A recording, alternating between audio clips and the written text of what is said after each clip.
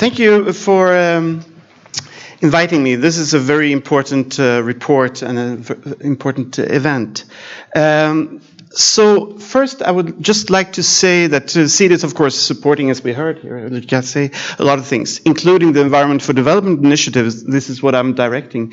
And we have the similar kind of division of our research on the Sustainable Development Goals, and I try to do the calculations here, and the goals that you pointed out, Paul, I think 80% of our papers, some 800 papers here, are actually on these life on land, climate action, for particularly, of course, zero hunger and no poverty. So we have a lot of focus on sustainable agricultural systems, etc. What I would like to do now is to take the whole concept of this report down to one country. So the EfD Center in Ethiopia is very much involved in the country environmental analysis of Ethiopia, looking for, the climate resilient green economy strategy that Ethiopia has committed to. And to me, it was just striking that you came with this transformational report while we had been working now for more than a year on exactly the same issues. So Ethiopia is in this case your extreme example. 85% of the population still live in the rural areas, and they have this ambition to grow by 7 times up until 2030, which means, as you see here, the agricultural sector will be a smaller and smaller part of the economy, but still, from 2010 to 2030, it has to quadruple in terms of value. So this is exactly the kind of story that the report is talking about. But what one has done in Ethiopia already since Durban is to be committed to a low carbon strategy. So they have put forth for themselves to do this, but with the same emissions in real terms in 2030 as they had in 2010. So it's yet another constraint on the kind of development pattern that we're looking at. So we tried to think about this in terms of transformations, and actually what you need to do then is a number of transformations, as you allude to. The starting point is, of course, to have these productive and resilient rural landscapes, but then if you are to increase the productivity of this and you have 85% of the population there will be urbanization. So this labor will need to find its way to other sectors, to service, of course, but also to some kind of green industrialization. And this will need to be done through sustainable urbanization. We have to think about both the environmental, but also the social implications of this transformation. And all these sectors need to then be fueled by renewable energy production and access. So I was so happy to see your report that you're on the same idea of, we're not just talking about increasing productivity of agriculture, we're actually talking about transformation of the economy. But even so, the starting point, just as Lennart introduced, the starting point is the agricultural productivities and this challenge of going from the 1 ton per hectare to 4, 5, maybe 10 tons. So hidden far back in your report on page 187, you find this figure where you see that Eastern and Western Africa, they have this trend from the 60s onwards, and they haven't gotten very far over the 1 ton per hectare still.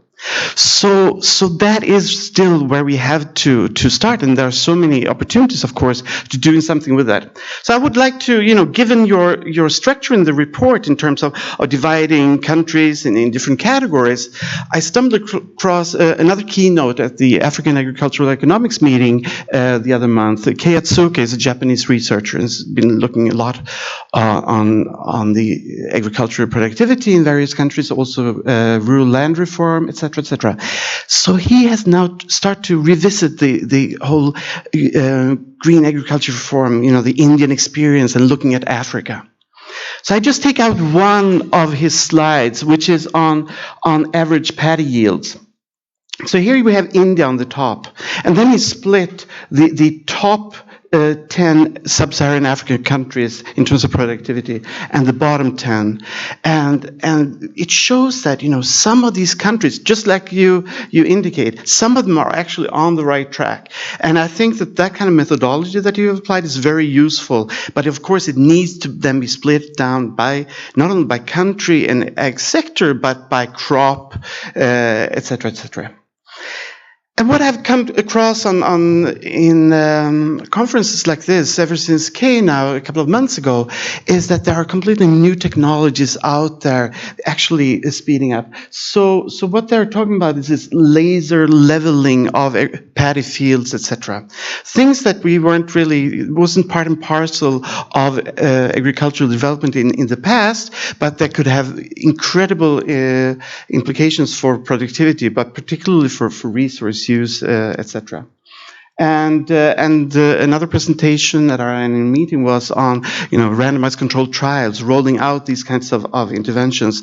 So of course, there are a lot of things we can do in terms of agricultural productivity. So just some few reflections on this then. This is the basis for structural transformation, but not only for its own sake, but also as an adaptation strategy. And that is something that you could really have dwelled on much more in the report, the issue of green growth, climate change. This is an adaptation strategy. Also, I think this report is very good as the impetus for agricultural sector investments, but it's not only on the input side, but very, very much on the management practices side. And what we have found in a lot of our research is that one size doesn't fit all. You have to be very, very careful in the tailoring of the rollout of these methodologies, and typically also vary combinations of sustainable agricultural practices together. I don't think that we have really realized the importance of institutions, particularly you mentioned consolidation. I mean, there's been a lot of emphasis on securing the right to the land, but to take that extra step, like we did in Sweden a couple of 100 years ago, that is still much more than what we have seen so far in terms of rural development programs. And for all these things, both the technologies and the institutional reforms, your concern for inclusivity is very, very well taken. There is nothing automatic about the poorest being involved, rather the other way around. I promise I will not go on for very long. This is more or less. Yeah, sure. Come. Just a little bit, since you have pointed out the links to the other sectors, I think this deserves some more consideration. So Justin Lin, before he became the chief economist at the World Bank, he's the most renowned economist in China. He shocked us all at a dinner speech in China when he said that, you really needed more urbanization, more safety nets for urbanization. They wanted to really speed up that transformation that you had in China with already hundreds of millions of people coming to the coast for the industries, and he wanted to give them even more security in that process. And I really think that he was onto something. And there were such opportunities, for example, with the certification of the lands in Ethiopia. But there is a sense, no, you should keep the land for the tillers, and you wouldn't let people rent it out for more than 2 years, while actually, if it could be seen as a safety net for that kind of transformation, then such more lenient rules on this area would speed up the transformation and would also help the consolidation. And one thing that I think we start to be aware of is that we need to put in place major transfer programs if we are to go through this. Now, in general, payment for ecosystem services could be used for this, but I would like you to make note of what was happening in China with the sloping land conversion program. It was probably the biggest such PS program ever. We're talking about millions of hectares. tens of millions of people being subsidized for not using their land for agriculture. And if you look carefully into the diversification of their economy and what that have done to the dynamics of the Chinese economy, it has been amazing. So this is something that we haven't really thought about in the past, I think. The traditional development paradigm was, of course, to basically tax the rural sector in order to invest in the modern sector. I think we need to think the other way around now. Then, beyond, page 300 or so in the report, you started to look more about sustainability, collective action, etc. And this is, of course, incredibly crucial. And I would like to draw on some of the experiences from Sida's previous investments. I did my PhD thesis on social forestry in India way back in the 90s.